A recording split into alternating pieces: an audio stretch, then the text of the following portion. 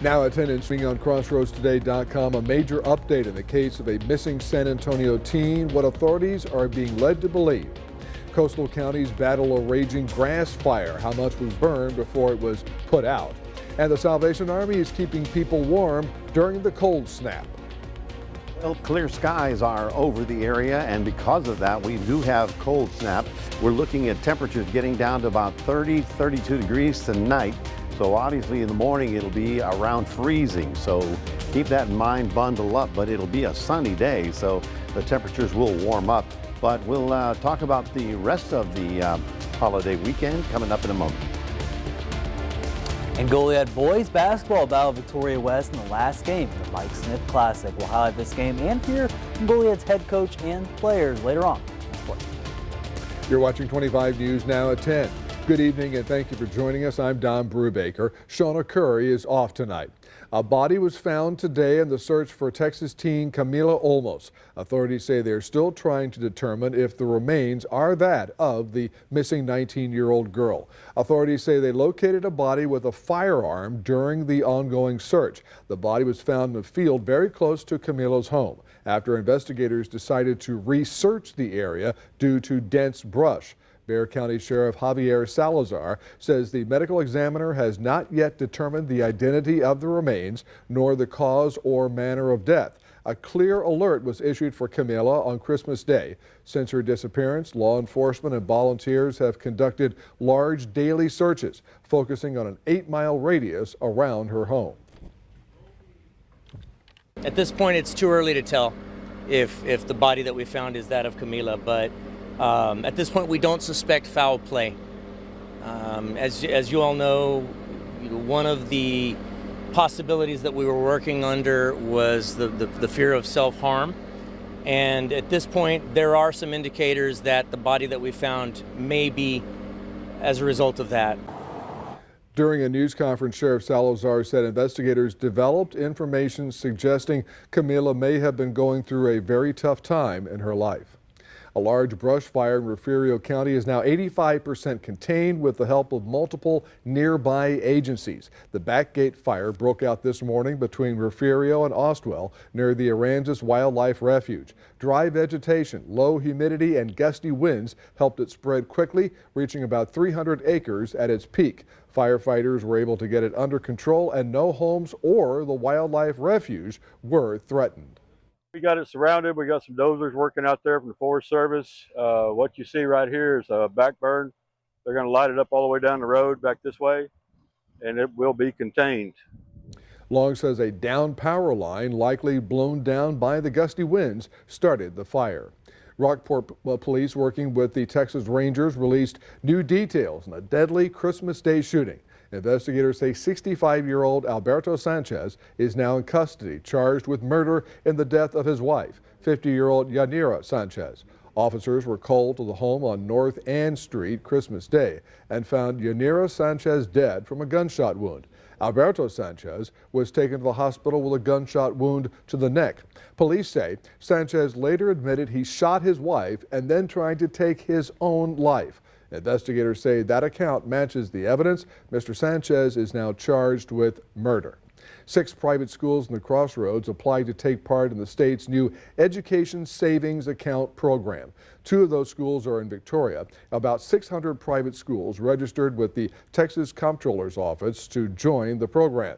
The Texas legislature created the state's first Education Savings Account program this year. Governor Greg Abbott signed the bill into law in May. The program gives taxpayer-funded grants of $10,000 to roughly 100,000 students through a program created by the new law. As the cold snap hits, local resources for the homeless are adjusting hours to keep people safe and warm. The Salvation Army received blankets and comforters from the community and is able to help those who need to stay warm. Director of Social Services Rick Villa says the Salvation Army's #1 mission is to serve its community in any way possible. Specifically for you? Most definitely, it is important for the Salvation Army because we're here for a mission, and that is to serve the community. And we know those that are struggling, that are living out there on the street, many of them are homeless, they don't have a place to go to. Captain Kenny Jones of the Salvation Army told us moments ago they have an overflow crowd at their shelter. For anyone needing shelter, the Life Enrichment Center there at the Salvation Army and the Mid-Coast Resorts Hub opens at 7 Wednesday morning, and doors will stay open throughout the day. Let's go to Mac Pettis with a first look at the forecast. And Mac, please tell us more about this special weather statement that the National Weather Service put out just a few hours ago. Well, yes, the concern is how long will it be below freezing? It makes a big, I mean, it's cold, right? But if it just dips down to 32 and then starts sunrise and warming up, it's one thing. But in areas west of Victoria County, out from Cuero all the way to Pearsall, they're likely to get down below freezing and stay down there for more than 2 hours. So that's a different level of concern. It's important that you know, the Life Center is open and that we take precautions for plants, people, pets, and I forgot what the last one was, but pipes, but we're not going to have freezing with that. But look at this, we're looking at 32 even in the city. Could be even lower than that. So the reason I say that is that the humidity is much lower. As a result, we may get down into the 30s and upper 20s. So we'll take a closer look at all that coming up in just a moment. Don, back to you. Mac, thank you. If you're planning to ring in the new year with fireworks, Victoria County has a safe place for you to do it. Patriot Park will open to the public on New Year's Eve from 5 p.m. to midnight. County officials say safety will be a top priority. The fire marshal's office will have vehicles and volunteer fire teams on scene. The county will also provide bags to dispose of used fireworks. Patriot Park is located at 2700 Fordyce Road in Victoria County. The city of Victoria will also blast into the new year with a free fireworks show at Riverside Park. Entertainment and family fun starts at 6 p.m. with fireworks starting at 9. Everyone is welcome to park in several areas of the park. Parking in the grass is not allowed except in designated overflow parking areas. The stands at Riverside Stadium will also be open for seating. The Texas A&M Board of Regents approved another 2-year freeze on tuition and academic fees through 2027. The freeze applies to Texas resident undergraduate students at every Texas A&M System University. Of course, that includes Texas A&M Victoria. The tuition at Texas A&M has not risen since 2021 and will remain the same for this and the next school years. A&M officials say the move saves families money and gives students certainty as they plan for college. The clock is ticking down on 2025, but you still have time to take care of your health before we move on to a new year. In today's Health Minute, Mandy Gaither talks to a family physician about what to cross off your year-end health checklist.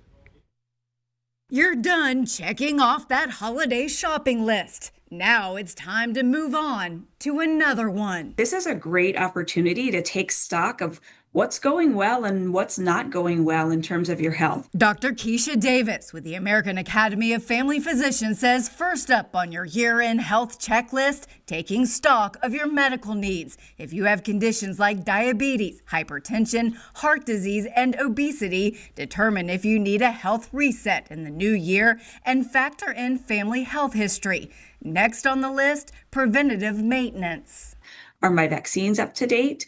Are those cancer screenings up to date? For women, have you gotten those, pap smears and breast exams? For our gentlemen, have you gotten the prostate cancer screening? For everybody, have you gotten the colon cancer screening or lung cancer screening if you're a current or former smoker? Davis says to also go over the medications and supplements you're taking. Maybe some can be consolidated, decreased, or discontinued altogether. Next, check on your mental and emotional well-being. That includes social connection before and after the new year. And even though people often are all around us, it can also be a time of feeling really lonely. And finally, look at your lifestyle choices. Are you getting quality sleep, good nutrition? Do you exercise? All are critical for overall health. You don't have to wait for New Year's to start that resolution. You can start it right now.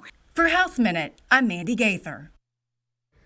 If you see news happening, call our newsroom at 361-576-0026 or send us an email at staff@crossroadstoday.com. Remember to subscribe to our YouTube channel, Crossroads Today. Hit the like button and click the notification bell. Then you can see Crossroads Today on YouTube.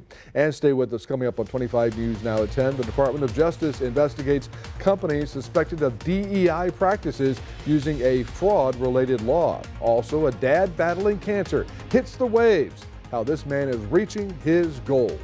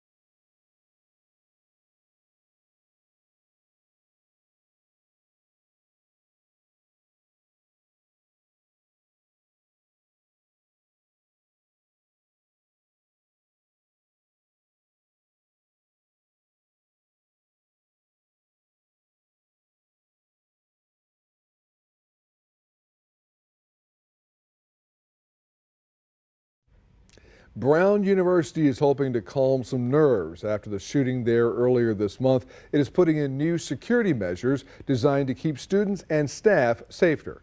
Dana Bucci has details on the new measures.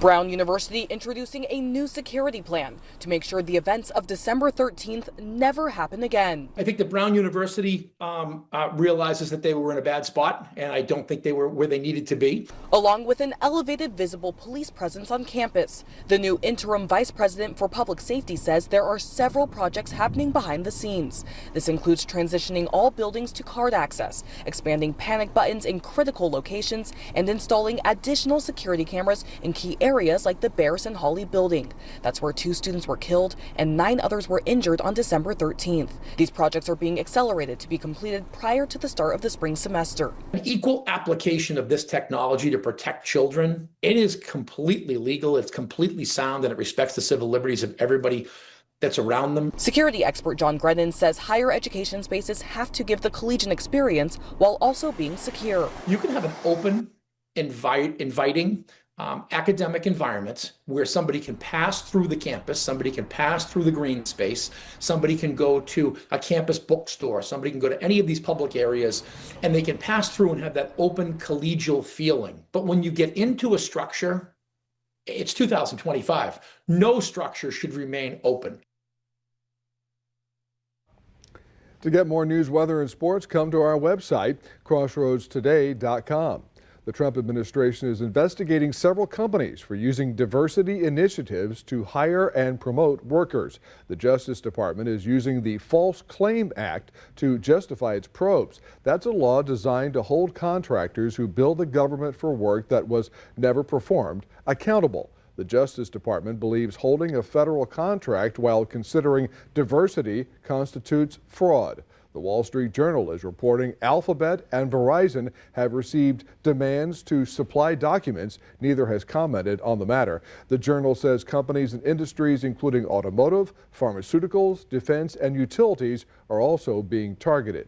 The Department of Health and Human Services announced that it is freezing all federal child care payments to the state of Minnesota after alleged fraud claims surfaced. The move comes in the wake of a viral video that alleged widespread fraud at child care facilities across the state of Minnesota. The HHS also says it is implementing new requirements for child care payments nationwide.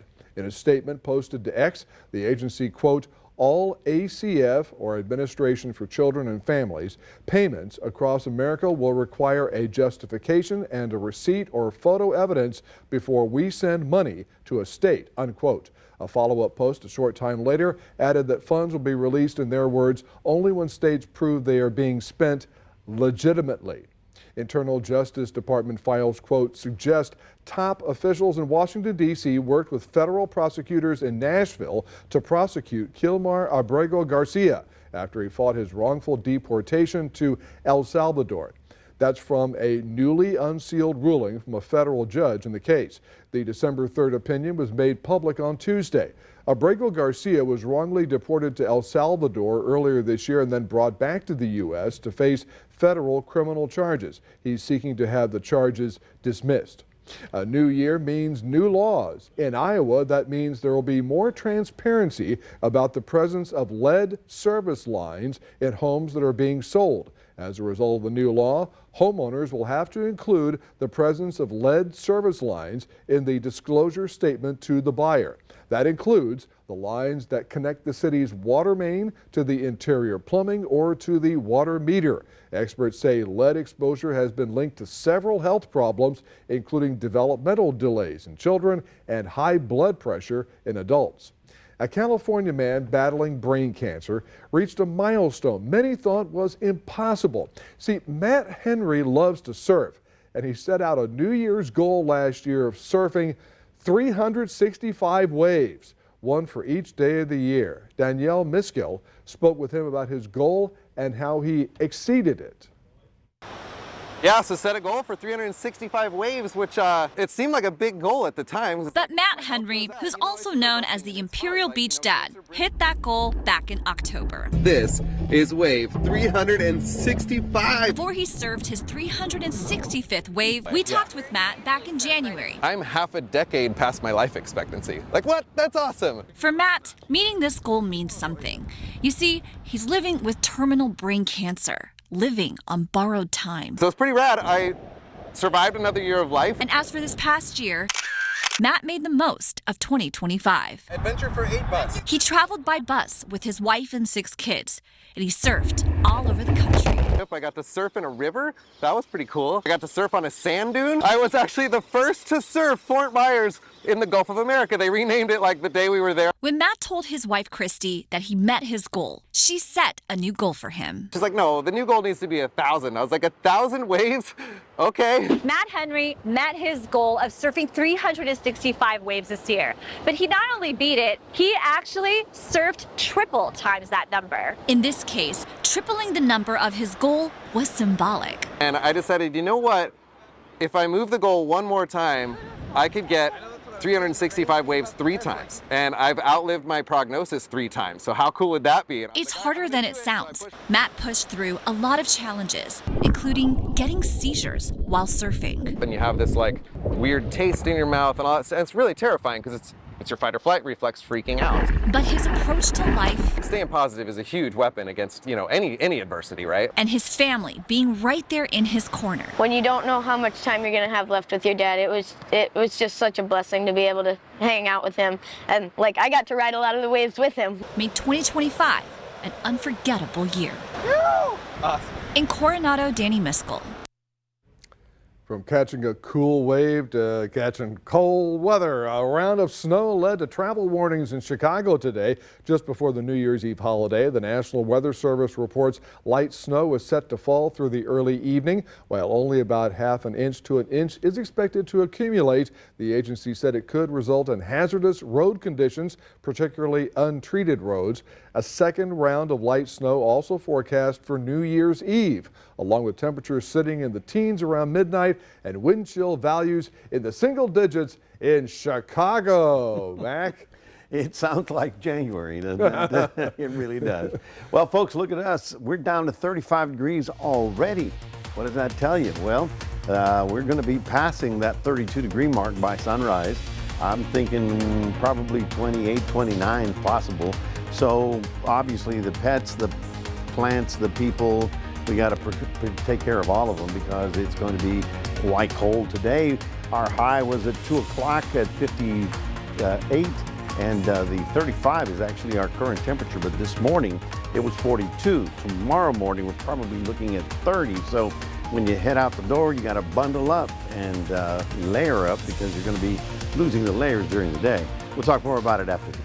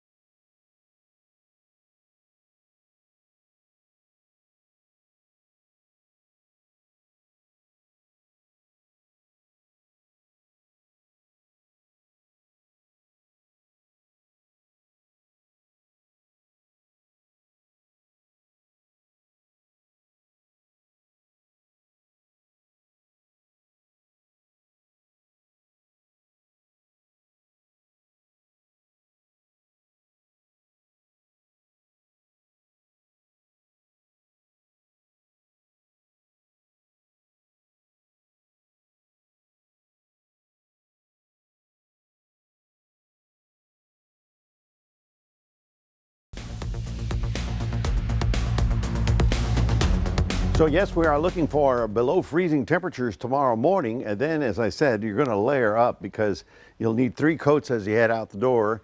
And then by 9 o'clock, you'll lose 1 coat. And then by noon, you'll lose the other because it's going to warm up to about almost 70 degrees. But high pressure is now all over Texas, giving us all the sunshine that we had today. And it was very nice, you know, very comfortable. Tomorrow, however, the morning temperature is going to be the big concern. But after that, we start heading off into a warming pattern. As we get into this coming weekend, the first weekend of January, we'll feel almost spring-like. What we're looking at now for the next 7 days really is this area of low pressure. This is a storm in the Pacific that's going to be riding up into Southern California, creating rain for the Rose Parade on Thursday, I believe. And then it's going to go all the way up into the western mountains that are going to get a lot of rain and snow out of this. For us, we're a long way from there, but eventually it's going to cross into the United States. Now, we're looking at 67 tomorrow afternoon, then 75 on the 1st, and then 83 on the 2nd. And for the weekend, yeah, it'll feel like being outdoors and enjoying it. Now, tonight, we don't have advisories for Victoria County at this moment.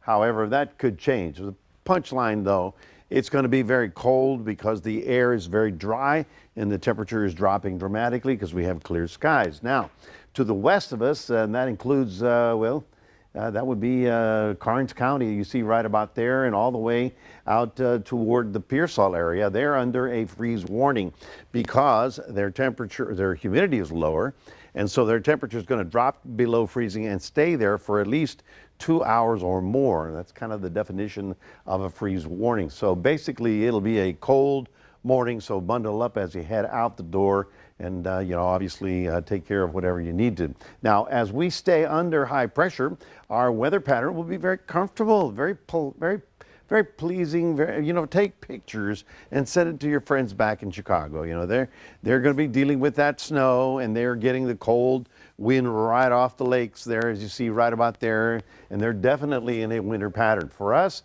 we're going to be stuck in a very mild pattern until the storm makes its mind which way it's going to go. At this point in time, it goes up into the western states. You can see it from Canada down to Mexico. Then it starts crossing the Rockies, and eventually it'll break through. We have a little piece of it that comes through on Saturday with a little front, but then watch this as we get Sunday, Monday, and Tuesday, all right? Tuesday, you see the streak.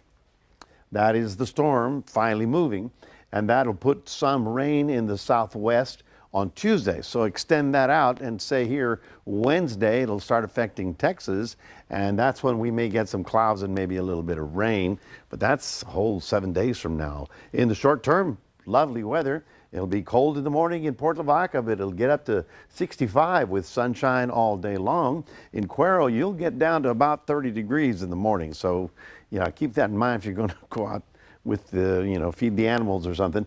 And then we're looking for sunshine and a high of 68. So as we get beyond tomorrow morning, remember that tomorrow night is the fireworks down to Riverside. The high temperature will be 67, so the evening temperature probably in the low 60s. Then we warm up to 80 degrees on Friday, little front on Saturday, and then next week we'll see if we get any of that moisture coming in from the west coast. That's your 7-day forecast, reminding everybody we do have this QR code. If you scan that with your phone, you can put Crossroads Today on your cell phone. And we'll toss it over to Maxwell. I'm ready for football for January 1st.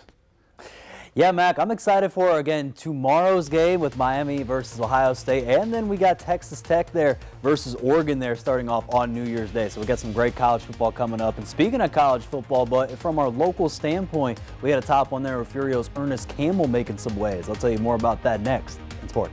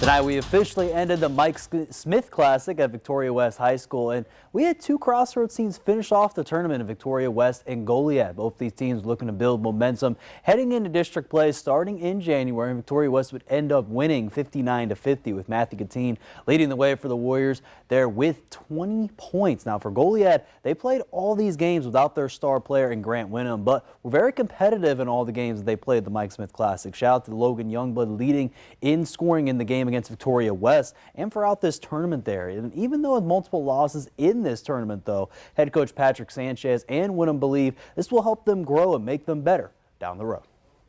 To prepare ourselves for district by playing some tougher teams, and I know the Mike Smith Classic got us we played 4 5A teams as a 3A school. We knew coming in it'd be hard to win a game or two, but we had high expectations. But really it was for the experience of getting tougher and faster. Them playing these bigger schools with bigger bodies, it's just learning how to handle that pressure, and that full court defense is something that they're just not quite used to. But I think these tournaments and playing these bigger schools has really helped us out, and it'll help us down the stretch. Now Now, Goliad boys basketball won't begin district play until January 16th, so they'll have a couple more non-district games before they begin, as they're going to travel up to Calhoun Friday afternoon at 1:30 p.m. Now, yesterday, Industrial girls basketball went 0-2 in the first day of Tulsa Midway tournament. Well, they got back on track there in the silver bracket action, beating the San Diego Vaqueros 38-24, and congrats to them doing very well out there on that side of the bracket. Now, over to the football field, Victoria East strong safety and wide receiver Isaiah Taylor announced his commitment to St. Thomas Aquinas in New York. This is a Division II school who, again, didn't have the best of years last year, but for Taylor, he wants to bring that spark back to this team. He had 25 solo tackles and 10 of them assisted, and looks to add that on for next year. I'll have a word with Taylor about his commitment and his next steps next week for 25 News Now Sports in that regard. Now over to former Furio Bobcats football and track standout Ernest Campbell announced that he could be heading to a Power 5 team here fairly soon. Former Sacramento State Hornets wide receiver is in the transfer portal right now, and he's looking to follow his head coach Brendan Marion out there to Colorado most likely. During his redshirt freshman season, Campbell led the Hornets with 755 yards receiving and 8 touchdowns, earning him FCS Central Freshman All-American honors. If he goes to Colorado, he'll look to retool explosive offense under Deion Sanders. Now, Victoria West girls soccer opened the season today versus El Campo Lady Birds at Memorial Stadium, and they won 8-1, and they're going to be back in action in the Smithson Valley tournament from January 2nd through the 3rd range. And finally, some national news. Dallas Cowboys announced they're releasing cornerback Trevon Diggs after today, and he signed again a 5-year deal. But after that, though, they officially waived him off. And again, a lot of injuries that Diggs had, didn't really get to the way they wanted to for the Cowboys, and they wanted to free up some cap space to let, again, more players that they get later on. So obviously tough there to see him leave for Cowboys Nation. That's going to do it here in sports. Don, back to you. Max, thank you, and stay with us. Coming up on 25 News Now at 10, we'll take a last look at your weather. Plus, to make sure you're ready for the celebration tomorrow on New Year's Rockin' Eve.